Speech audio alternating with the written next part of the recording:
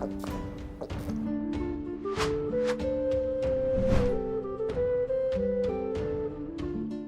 Moin, hallo und herzlich willkommen zu einem neuen Video hier auf meinem Kanal. Heute gibt es hier eine Runde Shakes and Fidget.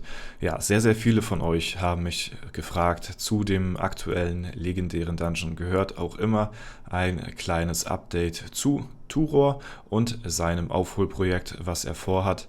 Wenn ihr nicht wissen solltet, was das Ganze beinhaltet und ja, in welchen Dimensionen das alles stattgefunden hat, habe ich euch in den Kommentaren alle Videos zu dieser Reihe verlinkt, chronologisch, ja, die ihr dann durchgehen könnt. Absolut kranker Scheiß, da will ich jetzt nicht nochmal in diesem Video nochmal näher drauf eingehen, weil ich das schon in den letzten Videos getan hatte. Ja, und deswegen wollte ich euch mit diesem Video darüber informieren, wie der aktuelle Stand ist bei Turor, was er bisher gemacht hat großartig in dem Dungeon und ja, ich hatte das Ganze dann mal so ein bisschen beobachtet gehabt. Ich hatte ihn auch angeschrieben gehabt, das war Mitte letzter Woche irgendwann gewesen und bis heute habe ich immer noch keine Antwort bekommen. Also ich weiß nicht, ob er auch auf Discord momentan nicht so gut erreichbar ist oder privat irgendwie zu tun hat. Ich kann es euch nicht sagen. Ich habe ja jetzt auch nicht so den krassen Kontakt zu ihm. Ne? Abseits von den Videos haben wir uns ja jetzt nicht so viel miteinander unterhalten.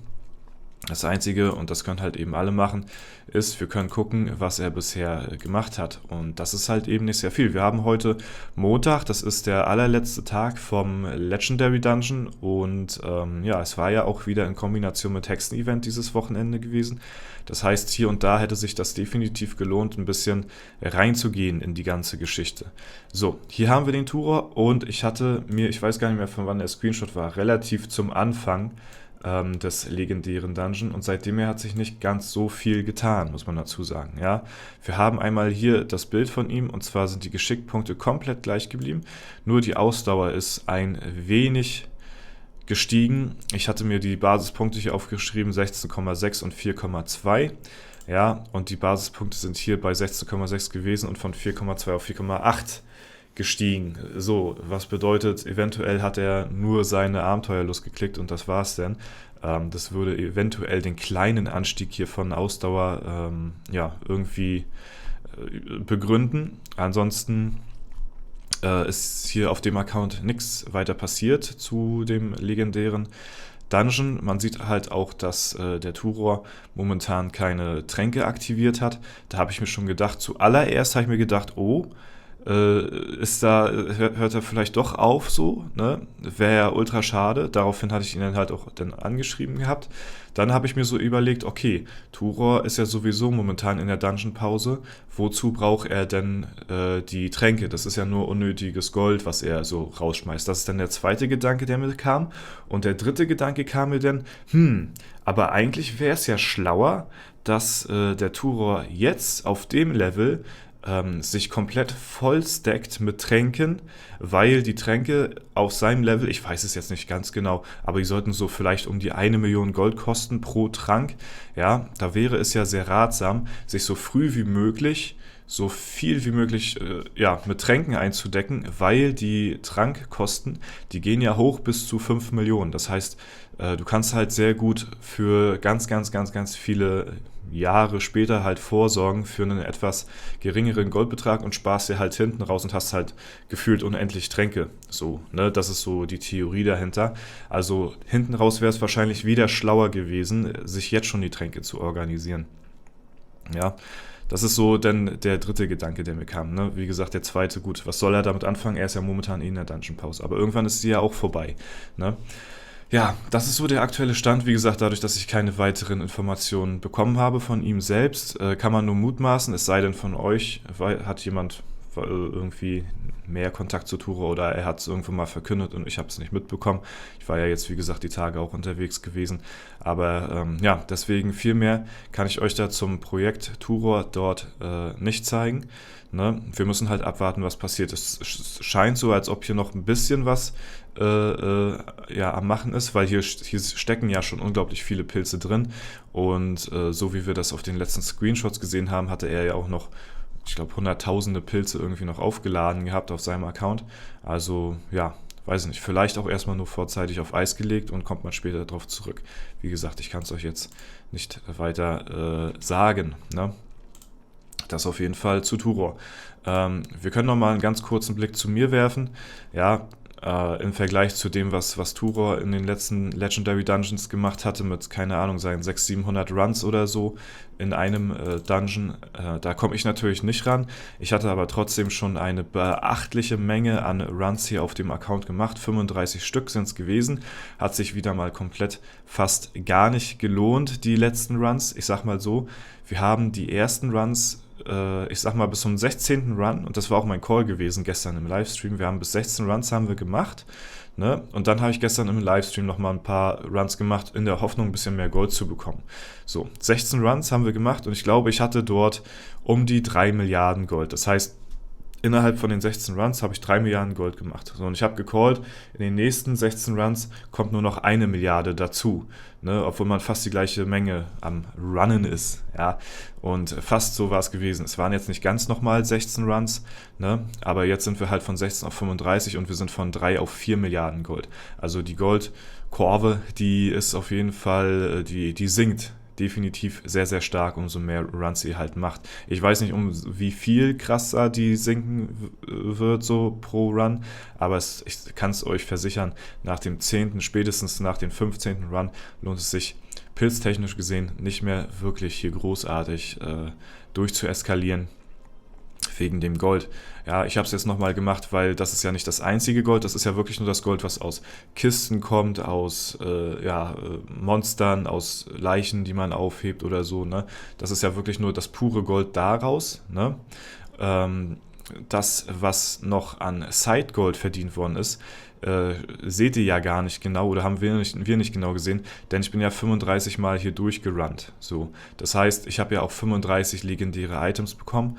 Und gestern haben wir halt noch sehr, sehr viele Runs gemacht und da hat ein legendäres Item 20 Millionen anstatt 10 Millionen Gold gegeben.